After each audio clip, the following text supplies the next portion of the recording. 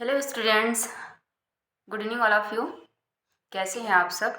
I hope आप सभी बहुत अच्छे होंगे। मैं हूं सुशीला और today I will discuss about what is hypothesis. Hypothesis क्या है? किसे कहते हैं हाइपोथेसिस, या हिंदी में कहते हैं परिकल्पना, प्राकलन, परिकल्पना। तो जब भी हम अनुसंधान की बात करते हैं, रिसर्च की बात करते हैं, तो रिसर्च में प्रॉब्लम को फाइंड करने के बाद जब हम अपनी प्रॉब्लम बना लेते हैं, अपना प्रॉब्लम का क्वेश्चन बना लेते हैं, एक हम समझ लेते हैं कि हमारी प्रॉब्लम क्या है, फिर हम उसके बाद में हमें परिकल्पना बनाने की आवश्यकता पड़ती है। और परिकल्पना इतनी ज़रूरी होती है कि परिकल्पना के बिना हम रिसर्च को पूरा नहीं कर सकते। तो पहले हम समझें कि परिकल्पना है क्या। तो परिकल्पना या हाइपोथेसिस, तो a hypothesis is an assumption, एक अजप्शन है that is made based on some evidence. यानी हाइपोथेसिस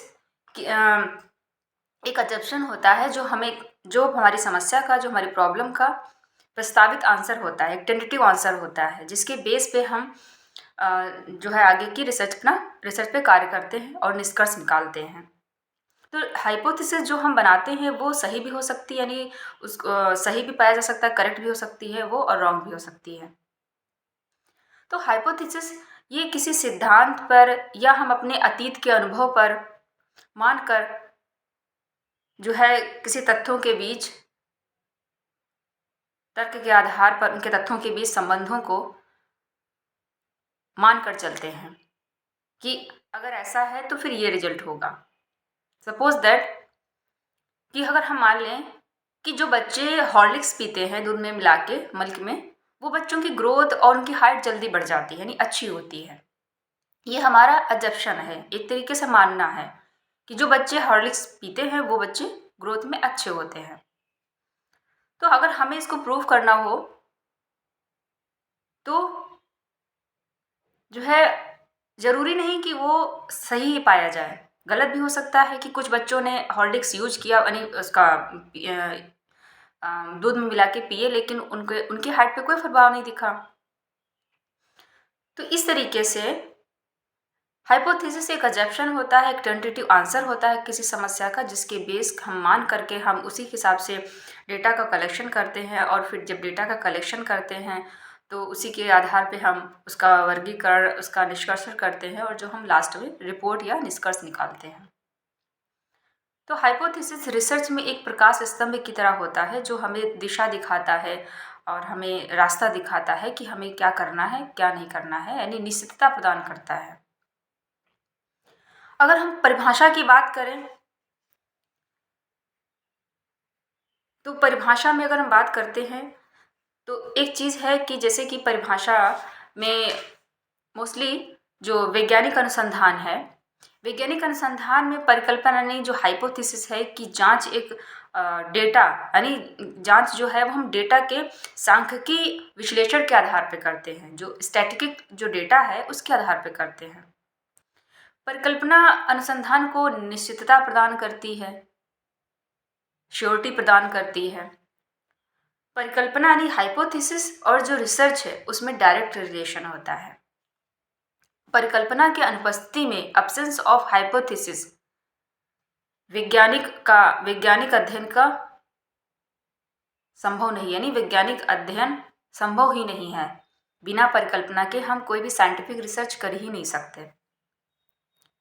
ये भी कहा जाता है कि वैज्ञानिक अनुसंधान में परिकल्पना उसी प्रकार सहायक होती है जिस प्रकार एक अंधेरे कमरे में बैठा व्यक्ति को प्रकाश की आवश्यकता होती है।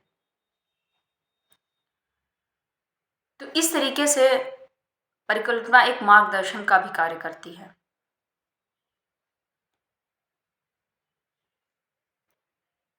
अब परिकल्पना जो बनाई जाती है, जो एक कथन होता है, अजप्शन होता है, उसकी प्रमाणिकता को सिद्ध किया जाता है। जैसा कि बताया कि जैसे हॉर्लिक्स वाला ऑप्शन एक एग्जाम्पल ले सकते हैं कि हमने मान लिया कि हॉर्लिक्स से बच्चों की हाइट बढ़ती है, ग्रोथ बढ़ती है, तो हमें इसको प्रूफ करना होगा, हमें टेस्ट करना होगा, तभी तो हम, हाँ, हमारा ये जो हमारा मानना है वो सही है। तो टेस्ट करते हैं और टेस्ट के बाद जो हमारा रिजल्ट आता है उसको फिर हम उसी के निष्कर्ष पे हम अपना आंसर मानते हैं। तो ये है हाइपोथेसिस। अच्छा, एक हाइपोथेसिस बनने की एक अच्छी हाइपोथेसिस हम किसे कहेंगे? अच्छी हाइपोथेसिस हम किसे कहते हैं कि उसके क्या फीचर्स होने चाहिए, क्या ऐसी विशेषताएं होनी चाहिए?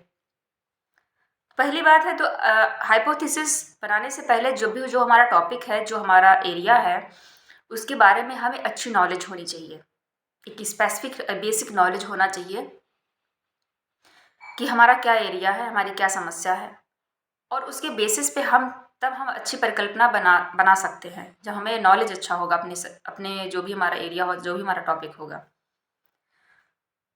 तो सामाजिक बौद्धिक जीवन में प्रत्येक व्यक्ति किसी न किसी परिकल्पना को लेकर के अपना कार्य करता है। हम अपने जनरल लाइफ में बात करें तो हर एक काम को हम कहीं ना कहीं माइंड में सोच लेते हैं कि ये काम ऐसा है तो इसलिए ऐसा करते हैं। एक अजम्पशन बना लेते हैं और उसी अजम्पशन के आधार पे हम उस कार्य को पूरा करते हैं। तो ऐसा ज़रूरी नहीं होता कि हमेशा परिकल्पना वो वैज्ञानिक ही होती है, कभी कभी उसमें वैज्ञानिकता नहीं होती है। तो जो वैज्ञानिकता नहीं होती है तो फिर हमारी परिकल्पना का जो हमारा निष्कर्ष भी निकलेगा वो भी हमारा अच्छा नहीं, व्यवहारिक रूप से अच्छा नहीं होगा। तो इसीलिए ज़रूरी होता कि परिकल्पना हमारी अच्छी हो और वो वैज्ञानिकता उसमें होनी चाहिए, विशिष्टता होनी चाहिए। विशिष्टता की बात करें तो हम सामान्य परिकल्पना को परिकल्पना नहीं कहते हैं। परिकल्पना हमारी विशिष्ट होनी चाहिए। जो जो वेरिएबल है, जो चर है, वो उसके जो संबंध है एक दूसरे से रिलेट होने चाहिए। यानी दो या दो से अधिक जो वेरिएबल है उनके बीच जो संबंध है वो स्पष्ट होना चाहिए। तो परिकल्पना का क्षेत्र, जैसे अगर हमारा क्षेत्र सीमित ना हो, स्पष्ट ना हो, तो हम परिकल्पना को डिफाइन करना या परिकल्पना को लिमिटेड करना बहुत मुश्किल हो जाता है। और परिकल्पना ऐसा काम करती है कि हमारे क्षेत्र को लिमिटेड कर देती है कि हमें करना क्या है रिसर्च में, हमें आखिर किस पे ध्यान देना है। तो इसी तरीके से परिकल्पना हमें एक रास्ता दिखाती है, हमें एक हमारा एरिया लिमिटेड करती है। दूसरा, अवधारणा की जो स्पष्टता होनी चाहिए, कंसेप्चुअल क्लियरिटी होनी चाहिए। यानी जो भी हम जो भी कॉन्सेप्ट यूज कर रहे हैं, प्रयोग कर रहे हैं हाइपोथेसिस बनाने में, वो हमारा एकदम क्लियर कट होना चाहिए। और शब्दों की भी क्लियरिटी होनी चाहिए, यानी हमारे विचार पूरी तरीके से स्पष्ट होने चाहिए कि हम कहना क्या चाहते हैं, यानी वो हम आखिर किस बारे में रिसर्च की बात करना चाह रहे हैं, कि क्या हमारा मेन समस्या है। तो हाइपोथेसिस बनाने के लिए हमारे जो विचार है, जो हमारे शब्दों की स्पष्टता है, वो एकदम क्लियर होनी चाहिए, यानी भ्रमित नहीं होना चाहिए। दूसरा है सरलता और निश्चितता होनी चाहिए। सिंप्लिसिटी और डिफाइननेस होनी चाहिए, डिफिनेट होनी चाहिए, एकदम से निश्चित होनी चाहिए। यानी जो हाइपोथेसिस है वो सिंपल होनी चाहिए, रिलेवेंस होनी चाहिए, अडॉप्टेबल होनी चाहिए, यानी अनुकूलित होनी चाहिए। एक तरीके से हाइपोथेसिस जो है ना, इस सरलता, अगर हम उसकी सिंपलिसिटी की बात करें तो एक ओकम रेजर की तरह होता है, यानी जो रेजर की तेज धार की तरह भात के कार्य करती है। यानी बहुत ही जिस तरीके से ब्लेड की तेज होती है, धार तेज होती है, उसी तरीके से हाइपोथेसिस भी कार्य करती है।